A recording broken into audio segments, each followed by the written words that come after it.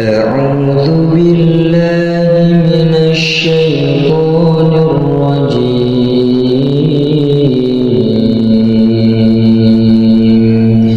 بسم الله الرحمن الرحيم Bismillahirrahmanirrahim. Assalamualaikum warahmatullahi wabarakatuh. Ya, syukur alhamdulillah kita bisa berjumpa lagi di channel ini. Shalawat dan salam selalu dan tetap tercurahkan kepada junjungan kita Nabi besar Muhammad Shallallahu alaihi wasallam.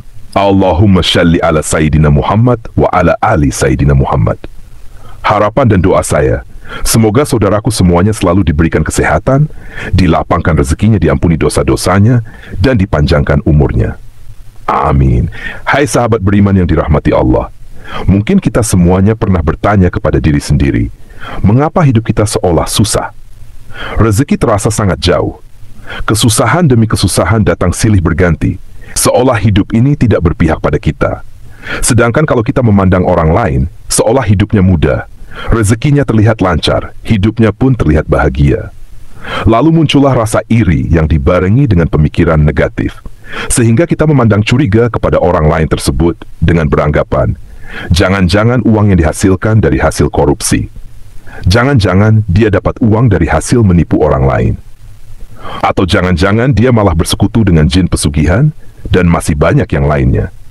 Hilangkan sifat iri dalam diri, dan mari sama-sama kita mengoreksi diri masing-masing untuk mengetahui apakah kesusahan demi kesusahan yang datang kepada kita, termasuk kurang lancarnya rezeki yang datang kepada kita, karena ulah kita sendiri sebagai manusia. Padahal kita tahu Allah subhanahu wa ta'ala tidak akan menganiaya hambanya. Ya, Allah subhanahu wa ta'ala senantiasa mempermudah jalan hambanya. Tapi kenapa masih saja seolah rezeki sulit datang kepada kita? Hai sahabat beriman yang dirahmati Allah, perhatikan 9 hal yang akan saya sampaikan. Siapa tahu masing-masing dari kita masih ada yang melakukan hal-hal berikut ini. Yang pertama, apakah kita masih melakukan kemusyrikan atau berbuat syirik meski hanya dalam hati? Yang dimaksud syirik adalah menyekutukan Allah subhanahu wa ta'ala dengan sesuatu. Bisa benda, tempat, manusia, dan lain sebagainya. Satu contohnya seperti ini. Kita percaya bahwa rezeki yang datang kepada kita adalah karena kita mempunyai benda keramat yang mempunyai petuah mendatangkan rezeki. Padahal rezeki hanya datang dari Allah subhanahu wa ta'ala melalui apa yang dikehendakinya. Apabila rezeki datang melalui seseorang, berterima kasihlah kepada Allah subhanahu wa ta'ala dan bersyukurlah kita dipertemukan oleh Allah subhanahu wa ta'ala dengan orang tersebut. Dan bukan beranggapan bahwa yang memberikan rezeki adalah si fulan. Kalau tidak, karena si fulan, saya tidak bisa apa-apa. Jadi jangan seolah memuja-muja si fulan yang mampu memberikan rezeki kepada kita. Berterima kasih boleh-boleh saja, asal tidak terlalu berlebihan. Yang kedua, perhatikan salat kita. Misalnya, sekarang kita hanya mengerjakan salat 3 waktu. Mulailah melengkapi menjadi 5 waktu. Misalkan masih malas, paling tidak tambah 1 waktu. Kemudian di hari berikutnya, tambah 1 waktu lagi. Dan jika sudah lengkap 5 waktu, pertahankan dengan cara bersegeralah menunaikan kewajiban saat terdengar panggilan azan. Hindari untuk menunda, karena disinilah awal salat kita akan kembali seperti semula.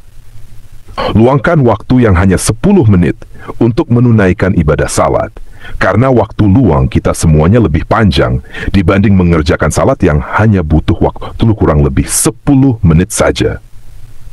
Lalu yang ketiga, hindari sebisa mungkin menyakiti hati orang tua kita.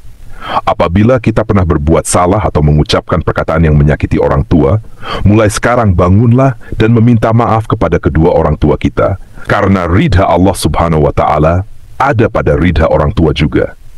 Lalu bagaimana kalau orang tua kita sudah meninggal, sedangkan kita pernah menyakiti hatinya dan belum sempat meminta maaf? Paling tidak, doakanlah mereka dengan doa yang baik dan meminta maaflah kepada Allah subhanahu wa ta'ala. Karena sesungguhnya Allah subhanahu wa ta'ala maha belas kasih kepada hambanya. Yang keempat, apakah kita memakan harta yang bukan hak kita? Hal ini sangat luas penjelasannya, namun saya contohkan yang mudah saja. Dari setiap rezeki atau kekayaan yang kita dapat, ada hak dari fakir miskin, termasuk anak yatim piatu, yakni 2,5%. Untuk itu, kita sisihkan bagian yang memang menjadi hak mereka dari penghasilan kita, lalu berikan. Caranya bagaimana? Carilah anak yatim piatu atau orang miskin di daerah kita tinggal dan berikan hak-hak mereka. Kita tidak perlu malu meski yang kita berikan hanya sedikit, karena berawal dari sedikit dengan niat yang tulus, itulah awal kita semuanya akan ditambah rezeki yang berlimpah oleh Allah Subhanahu wa Ta'ala, insya Allah di Indonesia. Yang kelima, berdagang dengan tidak jujur. Apabila kita hendak melakukan jual beli, hendaknya tidak mengurangi takaran. Bahkan kalau bisa lebihkan sedikit takaran dan niatkan untuk bersedekah. Apabila jual beli barang, utarakan barang tersebut sesuai dengan kondisinya. Contoh misalnya jual beli HP bekas. Jika ada yang rusak, utarakan saja kekurangannya dan berikan dengan harga yang pantas. Ada yang bilang jujur akan hancur. Tapi perlu diketahui, mungkin kita akan menerima lebih sedikit daripada yang tidak jujur. Tapi yakinlah, kita akan mendapat lebih besar di kemudian hari.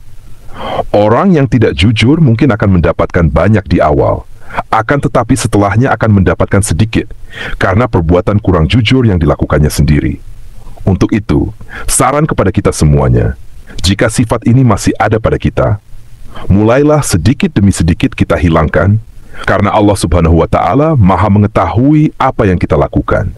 Yang keenam, apabila kita semuanya sudah berumah tangga, hindari untuk menyia-nyiakan atau menyakiti anak maupun pasangan hidupnya. Apabila kita merasa kesal dengan kelakuan anak atau pasangan, kalau bisa cobalah untuk mengoreksi diri dulu. Kenapa pasangan atau anak kita belum mampu seperti yang kita inginkan? Lalu diskusikan bersama dan temukan akar permasalahannya. Apabila masih belum menemukan titik terang, berdoalah dan serahkan semua masalah kepada Allah Subhanahu wa Ta'ala untuk mencarikan cara yang terbaik sambil tetap berusaha. Insya Allah, kita semuanya akan ditunjukkan jalan yang terbaik untuk mengurangi masalah, karena sesungguhnya Allah Subhanahu wa Ta'ala adalah sebaik-baiknya pemberi solusi. Bagi yang belum berumah tangga, ini bisa menjadi pelajaran untuk mendapatkan pasangan yang baik nantinya di Indonesia. Yang ketujuh, berbohong. Mungkin benar saudaraku, berbohong demi kebaikan. Tapi perlu diingat, kebaikan yang dimaksud adalah kebaikan untuk siapa? Apabila kebaikan untuk diri sendiri atau orang lain secara sepihak, saya rasa itu kurang sesuai. Kenapa? Karena bisa merugikan orang lain yang kita bohongi. Dan sifat seperti itu membuat kita jauh dari rezeki Allah Subhanahu wa Ta'ala.